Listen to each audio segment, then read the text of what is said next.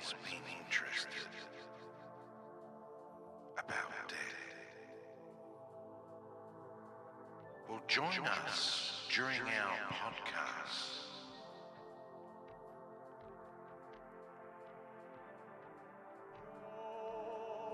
Let's chat about death. And away we go. Hello, everyone, and welcome to another episode of Let's Chat About Death. We are joined today, there's three of us here on the panel today. There's obviously, I don't know why that's playing again. Let's turn that off. Geez, who set me as the console operator? Because no one else knows how to operate it. Pretty much. We've got a panel of three. There's me, Chris, and then we have Annie, and we have Nicole. So, hello, girls. Hello. Oh, yeah, you guys get the applause. We don't. What was that? Did you say anything? You cut her off. Oh, did I? Yep. I knew what I was doing. So, yeah, what are we talking about today? Today we are going to talk about planning your own funeral. Oh. Ooh, which is a fun topic. Yeah. We're going to talk about the benefits of planning your own funeral. Yeah.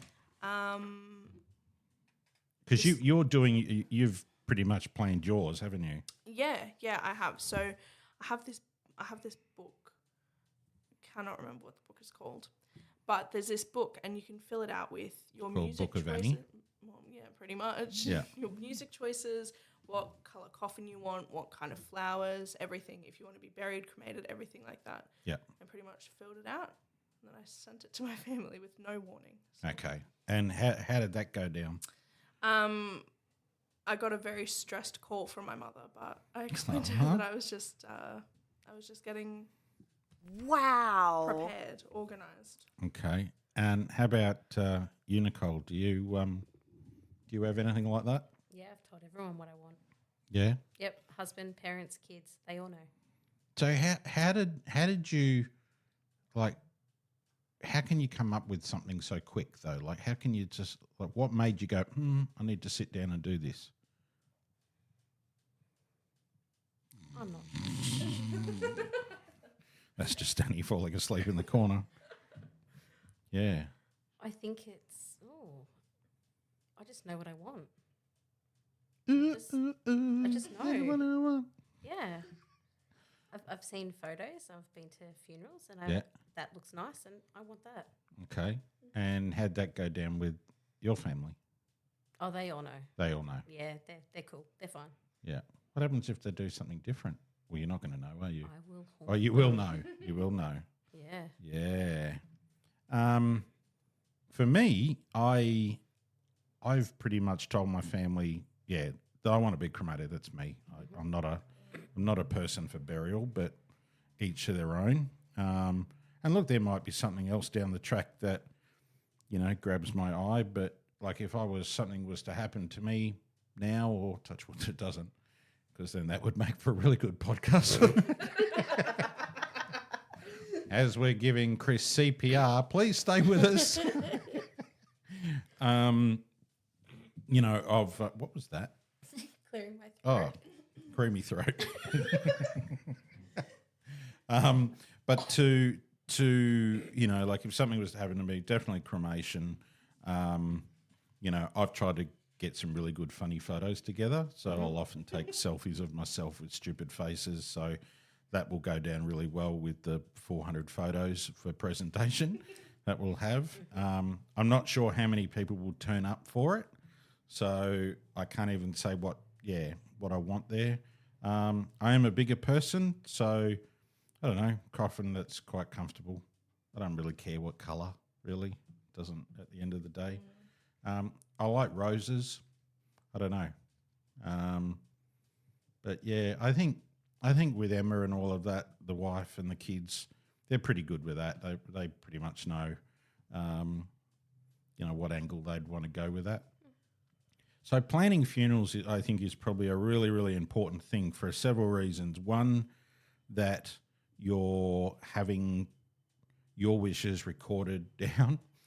if you only saw this, and he's turning the microphone very, very quietly towards her, like, you've had enough now. Yes. So we were meant to have 3 microphones, but the one that I brought, didn't work. So that's okay. We can deal with this. So, writing your wishes down, talking about it. The biggest thing is people don't like talking about it.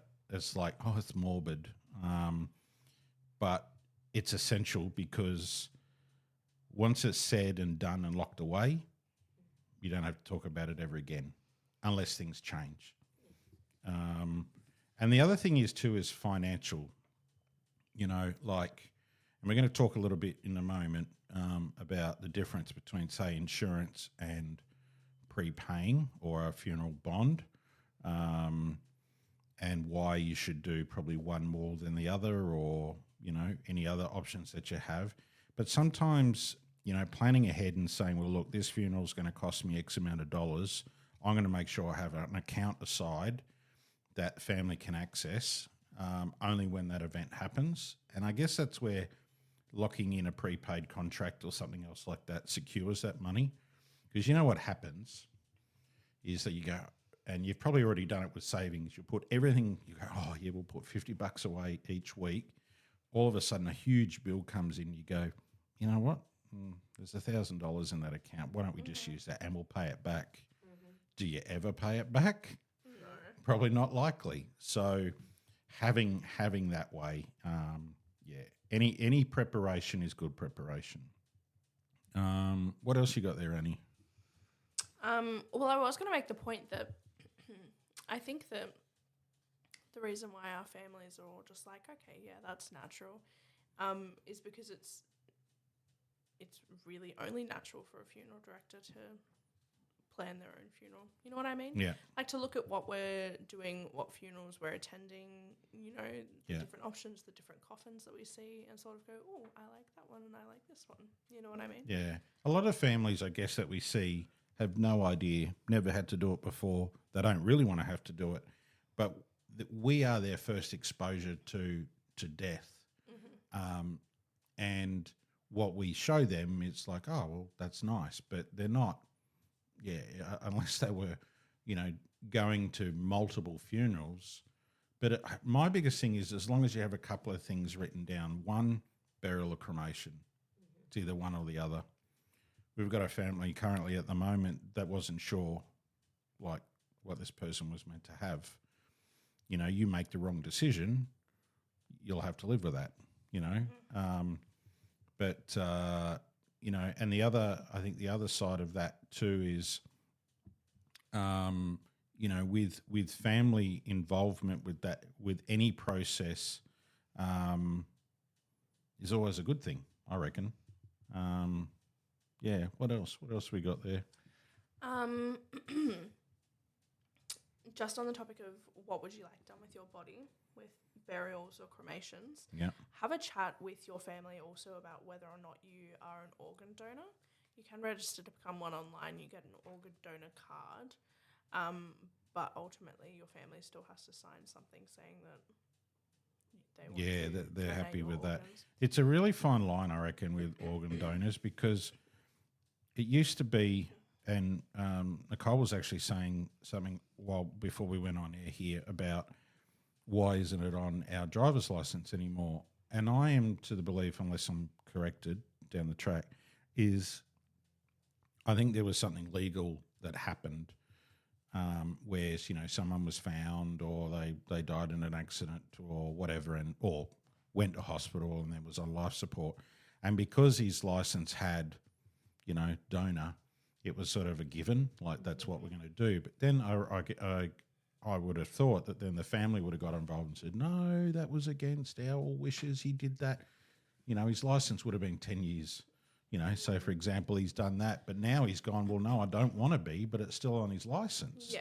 So I reckon that's where that's come in, and where you've got that organ card and things like that. But the family still gets a say in that, because I guess at the end of the day, they're the ones that have to deal with the grieving and the process after that. But also there's the good of donating your organs and bones and tissue and all that type of stuff too. So apart from, to be an organ donor, how hard is that to go, yes, I definitely want to do that?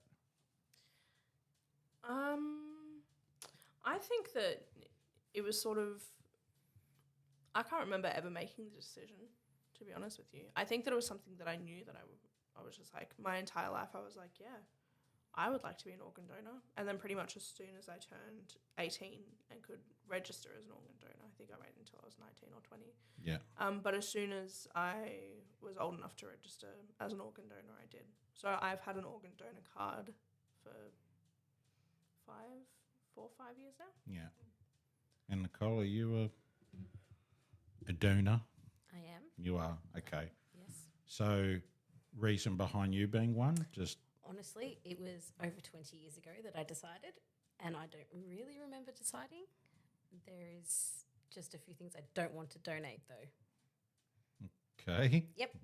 And what can you ask can I ask what those bits would be? Anything to do with my eyes? Yep. Or my skin? Yeah, skin's a real yeah, and on our end, have you girls ever seen anyone they've been tissue donors before? No. Yeah. Now, I'm not trying to turn people off if that is something that you definitely want to do, because it takes a very special person to do skin and all of that. But they tend to take the skin from areas that are quite rumpy or have got a little bit of fat associated with. And they tend to be areas that can't really be patched up properly. Now, it's going to be quite graphic, so I'm going to give you a little bit of a disclaimer. Maybe you just skip through this bit. All right. So how I represent skin or tissue donors is like if you got a grater and grated your skin, or if you've ever grated a zucchini and it goes to that mushy sloppiness, that's what is pretty much left. I see. All right. So, but they've managed to, get a couple of layers, and that's all great for their specimen. But the leftover is it just keeps oozing. It doesn't matter. Like I've worked on I've worked on multiple people that have had it. Doesn't matter how much chemical or drying chemical you put on, you wrap it, 3 towels, a couple of sheets, it still gets through. So, especially if they're taking things from arms or backs and bottoms, which is and legs is where they tend to take it from. It's nearly to the point where you really need to be wrapped and so there's no liquid. It sounds really graphic, and I apologise if it's upset anyone, but those that have donated tissue and all of that, well done, because it does certainly help people. So yeah, you were saying eyes, skin, Everything else they can take? Yeah. I mean, it all comes down to also how, if you've got any issues during your life. So you might say, okay, you're 20, yep, you're going to be an organ donor. You get to 70 and they go, nah. They'll only take those bits that they need to take. But a 70-year-old liver may not work really good on a young person, whereas it's the young people that will then help the older people because they've got that younger. I haven't.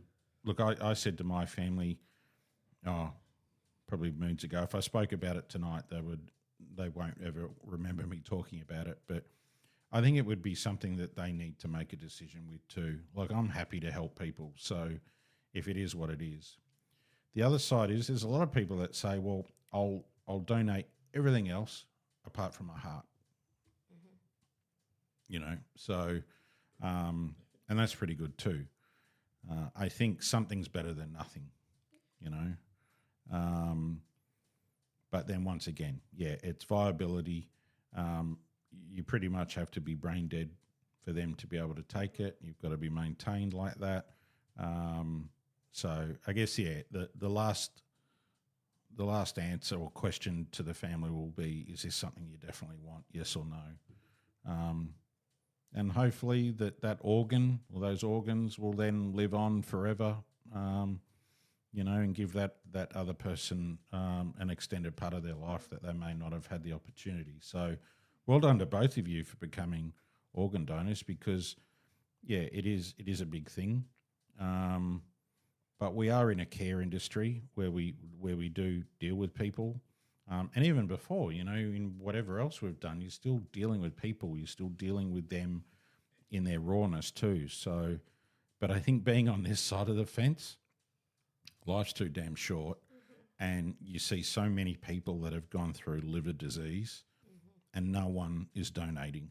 No one's like, even for the transplant side of things, unfortunately, someone has to be nearly on their end to get one.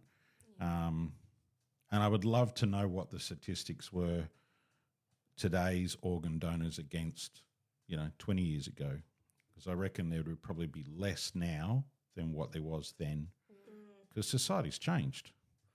Everyone's, a lot of people are more about, I'm not going to do this for my fellow man because, with the whole COVID thing and, I don't want to deal with that. Yeah. So, yeah. No, but well done. Well done with that. What else? What else in regards to planning? Will writing.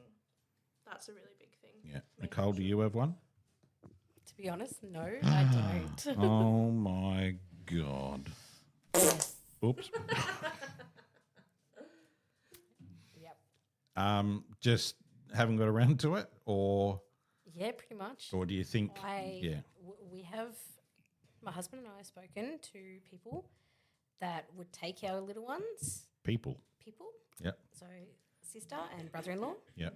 Will take the little ones if something was to happen to both of us. So we've organised that, but having a will as such, we don't have. Yeah. We really should.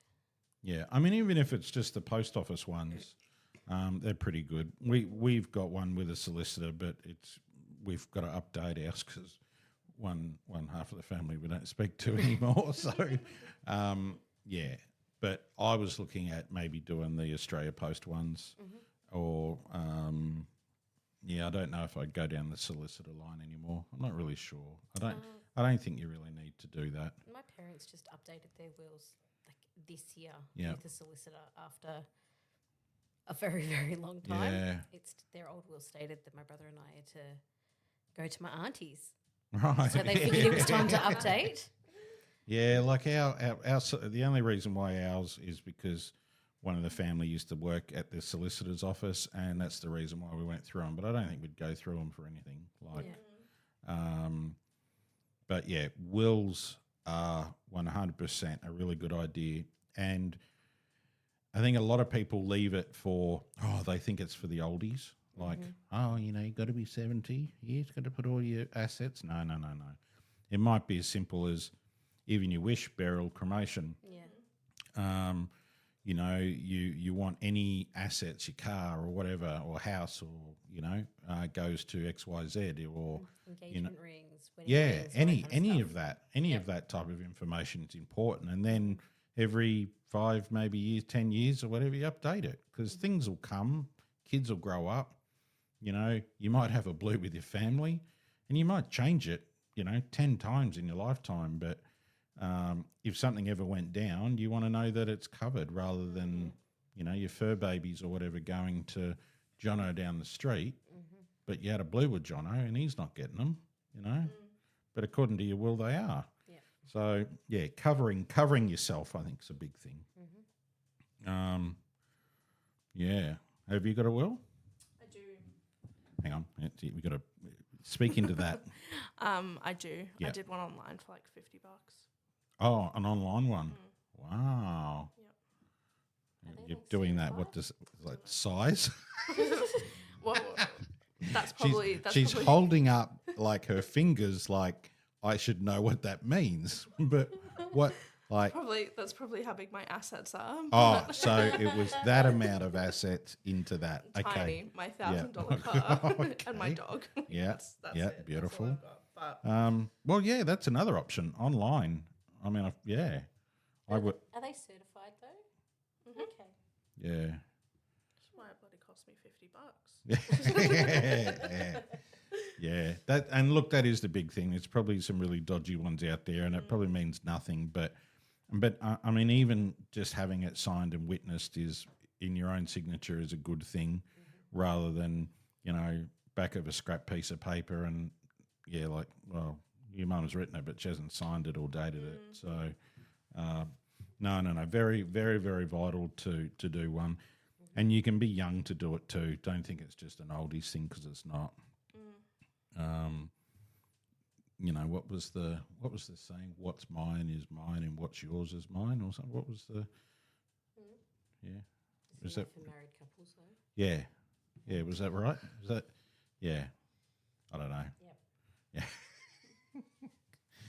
Yeah. Anything else on wills? No, not really. Get one. Get one. Yep. Yeah, definitely. That's my bottom line. What else do we have with planning? I wanted to loop back to the financials of it, because we know with pre-planning a funeral through a funeral home, it is a fixed price. That's not going to increase with the regular increases of cost. CPI, is it CPI or something? What do they call it? Yeah, you're all looking at me like I have No idea. Yep. Yeah, but I mean, say I did my prepaid now, and I die in 10 years' time, with funerals increasing by $500-600. I don't have a 10-year diary. Do you want me to record that? No. You can put it down on your phone. Touch wood, it doesn't. Well, hopefully it doesn't. But if we will remember this day. Notre Dame as Annie. But because funerals are increasing $500-600 every year, in 10 years' time, I can get my funeral, paid for already for what? That was the other 10 grand. The financial side is a big thing, because I know that we have to, and we've only started to do it, but funerals are going up $500-600 each year, and our prices remained quite low, and it was then starting to chew into, what I call chew in the fat. That's so we have to then increase our rates, and it's just going to get dearer and dearer and dearer. Yep. So when someone says, "Oh, I've been to a financial person, or I'm going to go and do a prepaid, or I'm going to lock that in," it's a great idea, because you could get, say, a funeral with us, all the bells and whistles for under 10 grand, right? Now, in 30 years' time, that could be worth 50 grand. And you've only spent 10. So the whole idea of locking in, your wishes, but also the financial component, is the money that we invest goes into an investment company. Now, you're probably thinking, oh, yeah, we've heard of this before, where the money goes when they go down, like if something happens to them. Our money is capital guaranteed. So what that means is that if we're to go bust, touch wood, we don't, it then goes to another funeral home that's connected with that organisation. But that's not saying that someone can't go to Joe Blogg funerals down the road. It's just a little bit harder to get the investment out when something does happen. And the other side of that is if all of a sudden that plan management goes down, then the government has the pickup of that. These old systems of where, you invest money and then it would go on the stock market, and then they lose, you lose. And they're not going to be in business for too long if people do that. So, but locking in your price, make sure that when you do look at prepaying, that it doesn't go into the funeral director's pocket. There is still some rural companies that are still doing that, and they're saying, "Oh, we've got it in trust," but lock it away somewhere. that that can't be touched by them or anyone else until that. We end up being the beneficiaries for it. So whatever interest that fund makes will then pick up for all the extra, like the CPI increases and things over the years. So the idea is if you take a prepaid out when you're 20s, 30s, 40s, whatever, by the time you're 80, that's pretty good. It's well and truly going to cover all of those expenses. If you leave it until you're in your 70s, yeah, you could still live another good 20, 30 years, but, you're probably not going to have much, interest on that. So have a think about it, because it's quite a big thing and you can pay it off. You don't have to go, here's 10 grand, like I'll never see it again. You can pay it off. We had a lady the other day, she was paying, she paid a lump sum at the start, and her husband passed away probably about 2-3 years ago. And she said, I'm definitely going to prepay my funeral, which she did. And then I think she was ending up paying $100, I think it was $100 a fortnight or $100 a month or whatever. And she rang, she goes, oh, Chris, I really need to lower that rate. I really need, because, I'm getting into some hard times. I said, that's okay. Like, the thing is that she's invested already. And even if she was to put $20 away a month, that's $20 away a month. Like, anything counts, and there is no time limit. So, there is it's not like Afterpay where $10,000 and every fortnight, X amount comes out. You've pretty much got the length of until you pass, really. But if something does happen in the meantime, you have to pay it out, or the family has to pay it out, because that's fair.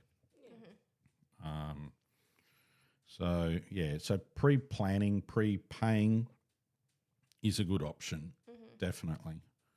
Have you guys had much to do with insurances? Like, I haven't had anything to do with them as such. Yeah.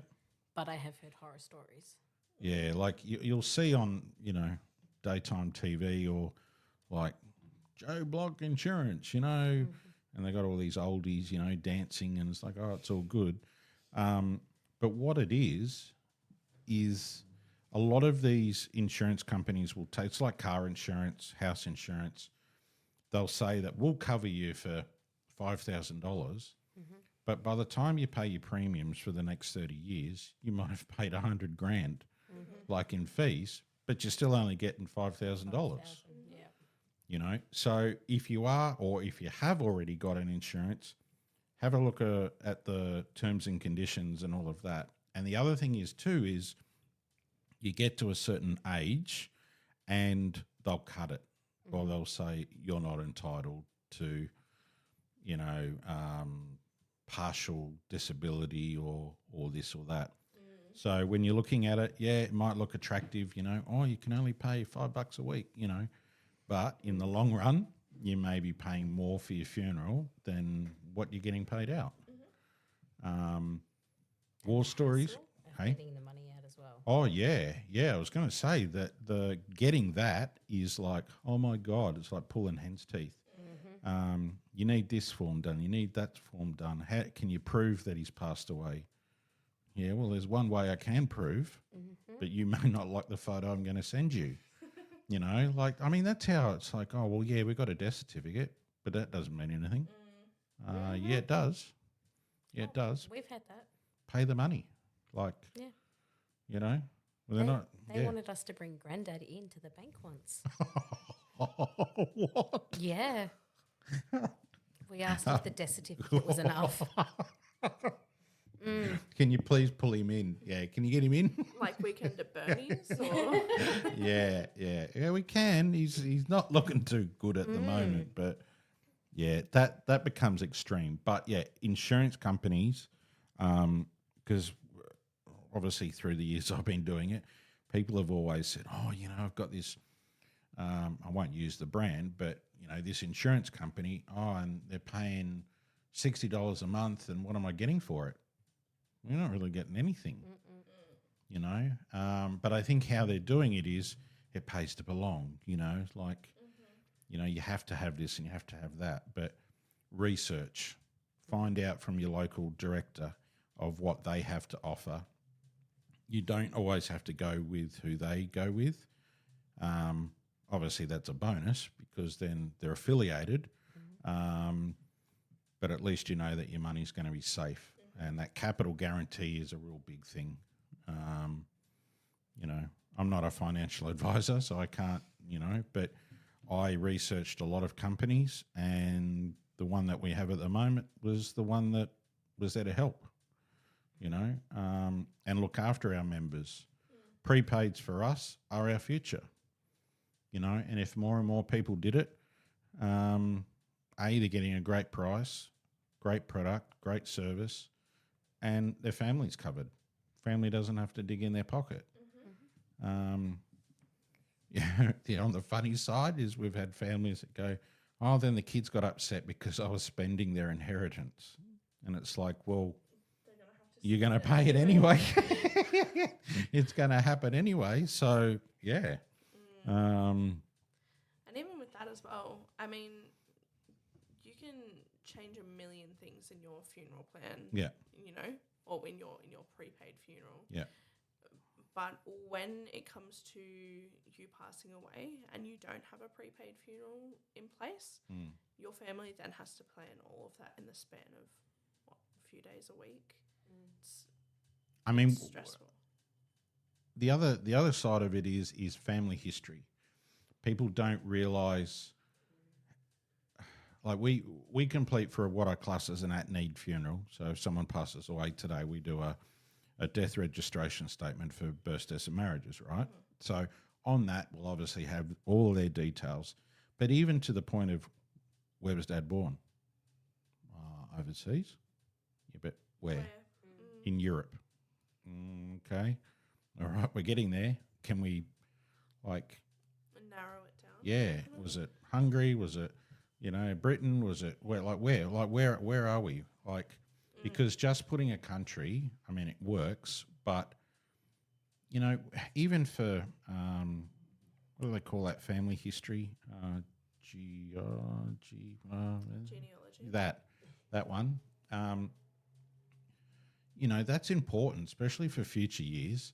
Like if anyone ever traces it back, they may not know that their great-great-grandfather lived in Hungary, he lived in Australia most of his life, but he was born over there. And so then people then know their heritage rather than, he knocked around in Melbourne. So all of that, obviously date of birth, date of death. They got the birth, where they were born, marriages, like if they've been married once, twice, do you have a date? No, I have no idea, no one ever talks about that anymore, and even their children and their dates of birth, but then the classic one is, well, what was Dad's parents' names and occupations? Oh, I don't know. Did you ever meet your grandparents? Yeah, well, what were their names? Gran? Yeah, Nan and Pop. Nan and Pop. But what was, most people, they have no idea. Have no idea. I had a funeral, God, it would have been quite a few months back now, and it was that exact situation where the family happened to know nothing about this man. He was a very secretive man, but they knew nothing about him, except for the fact that for a really long time he worked on the trams. So the celebrant had nothing to talk about in the eulogy, and had to ramble about the history of trams in Melbourne. The funeral went for well, that's all you 15 can. minutes. That's all you can do. Yeah. You can only do as much as what people give you. And that's the but that comes down to learning about people's lives. The other thing that I was going to bring up is life history, your own. Like, start writing a journal or write a log of where you were born, what you used to get up to with kids, even to the point is what games did you used to play with the street kids, or it sounds a bit like streeties. You know, when I was hanging down at the railway station. But just, but yeah, what games you used to get up to? What, you know, did you have a bike? Did you have what was your first car? What was, you know, any brothers or any things that you used to do with your brothers and sisters? All of those type of stuff. A lot of that early years, people don't know. Mm-hmm. And if you go and ask an elderly person about their life, they go, you know what, you're the first one that's actually asked me that. Mm-hmm. And you just think, isn't that what we should be doing? Mm-hmm. I mean, I totally get the whole war thing, you know, that they might have the PTSD, what is it? PTSD. That one. And, you know, yeah, like not having to relive that. But sometimes it's just like, where was your campaign? Where did you go? What did you know, were you on a boat? Were you on a plane? Were you army? What were you? Because once again, once that person's gone and no one's ever spoken about it, you can't get that information. Well, where do you look? Like war records, they're just going to say when you were enlisted, what you did, and when you got discharged. That's it. And you got to try to fill the middle. Nah, it's a good idea to write all that stuff down, because we just don't know when our time's up. You know, like if you went home and you said to, I mean, even with you, Nicole, if you went home and said to your daughter, where did I go to school? What did I used to get up to as a kid? What do you reckon she'd say to you? She knows what school I went to because she went there too. Oh, bugger it. All right, now let me think. She knows what I did as a kid as well. Oh, my God. Well, that's good. Yeah, well, that didn't go too well. You meant to go, oh, no, she would say. But, yeah, look, I think just on the general rule, if I went out there and asked someone outside, I guarantee it they wouldn't be able to tell us. The issue is that I only know my mum's naughty stories of when she was, because my mum was a bit of a rebel back in the day. But that's all right. So I only know naughty those stories ones. are good. Yeah, like the time she let the handbrake off and drove my grandmother's car into the Darwin Wharf. That's a fun one. But Where's the car, darling? It went fishing. Yeah. So I only know the naughty stories. So I know that my mum's eulogy is going to be a lot of laughs. Yeah. I'm looking forward to writing it. Yeah. Not that I hope that she dies soon, but I'm saying that. And Mum, if you are listening to this, we're not praying that this is going to happen. And I love you and I hope you stick around. Yeah. But important for knowledge of, and I think kids in society now have like everything's screen time. They don't have time. Like, I think gone are the days of sitting around a table and talking about life. Mm-hmm. You know, I mean, we always make sure that of a night time we sit around the table if we can at night and have dinner and talk about the day, but that's only very quick. But that's just time. Yeah. You know, unless it's takeaway or something, you can go and watch a movie or go and do what. That's different. But when you make something at home and you just say, just give me half an hour, that's all I'm asking you. And you can get all your housekeeping stuff out of the way. Mm-hmm.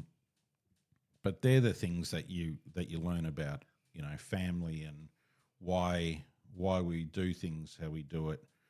And I swear to God, I don't know about you two, but I know being an adult now, I've only just turned one.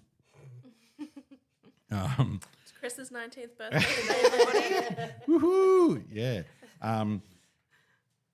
But how much you act like your parents, like. Don't say that. No, I think about it like, you know, we always, as we grow up, we always say, "Oh, I'm never going to say that," like, you know, I'm never going to say that. But then you do, and you go, "Oh my God, I've turned into that." I had a real moment this weekend. So my brothers and my mum have been down on holiday.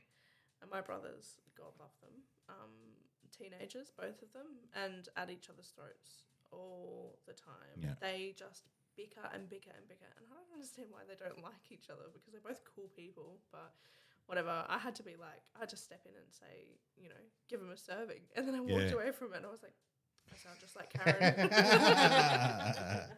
Yeah, it's that. And I think, no, but memory is a very big thing. I just think more people need to probably, even after listening to this, you might just occasionally just write a few things down or whatever.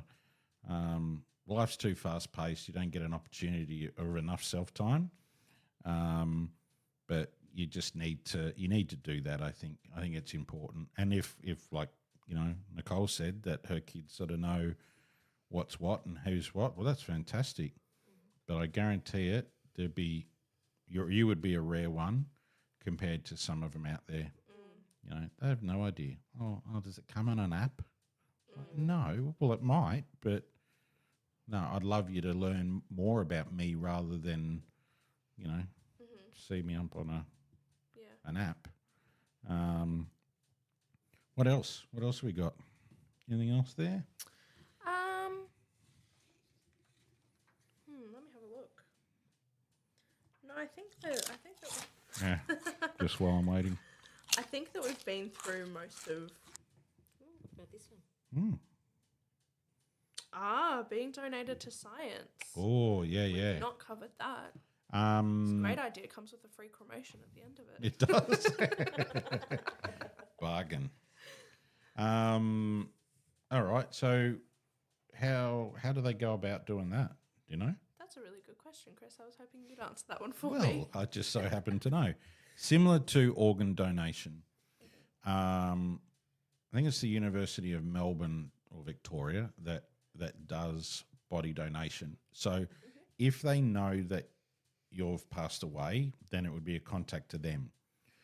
They then send their own crew to go and do the transfer from that location and take them to the university. That is where they then utilise your body or store your body how they want it to be. Now, giving your body to science can mean multiple things.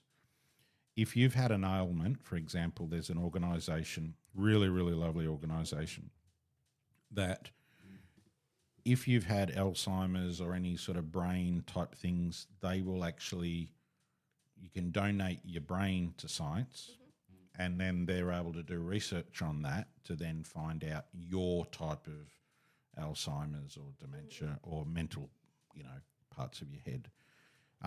Fantastic organisation. But the rest of the body then can be, given back to the family and gone, yep, happy. But the brain has to be removed within a certain couple of days after death, for that to happen.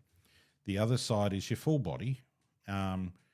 Now, for example, say doctors, nurses, all of those people that are studying, even physios and osteos, all get a slice of the pie, so to speak. So, for example, one of our daughters, or actually both of our daughters are doing nursing, and they had they call it, I don't know if it was 3D modelling, but it was actually like real arm, real leg, but it's been dissected or peeled to the certain sections. So it might be muscles, it might be vascular, it might be bone. So that's where all these donations have come from.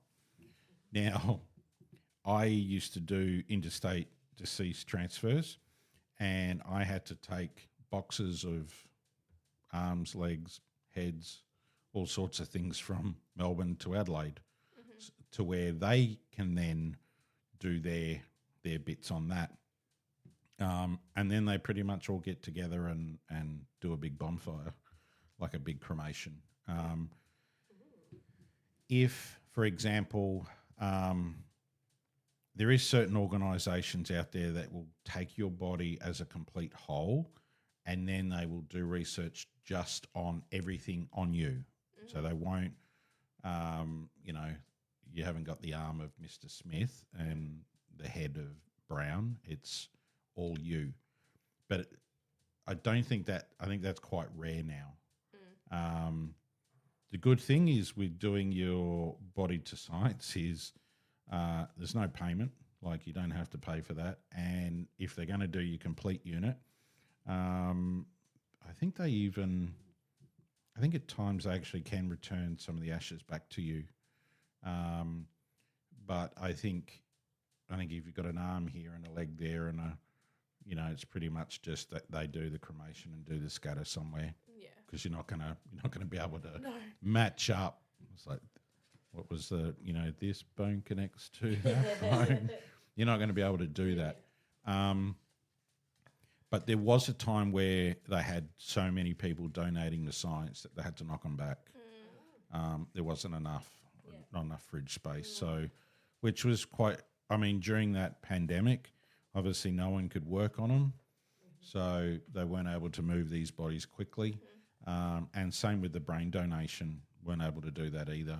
So all of these people that were relying on funding and things like that weren't able to work and weren't able to try to help with like cancer and all those type of things that we need to do. Hopefully one day, we just get enough of one type of ailment and be able to fix it. That would be a good thing.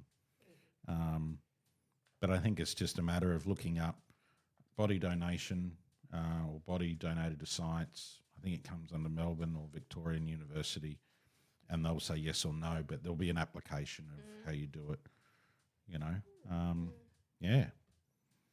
So it's a bit weird on this side of things, when you've got, especially with that interstate transfers, was like, seeing written on the box, left leg. It's like you've just been to IKEA and got bits of everything. It's like, now I've got to put this thing together. But, well done to those people that do donate, because I think that's vital. That's what teaches our future medical people. And without that, we can't really, you can do it on live people, but that's not the same. No. You want to make sure you got the stitching right on something, on a deceased person, than making a mess on a live one.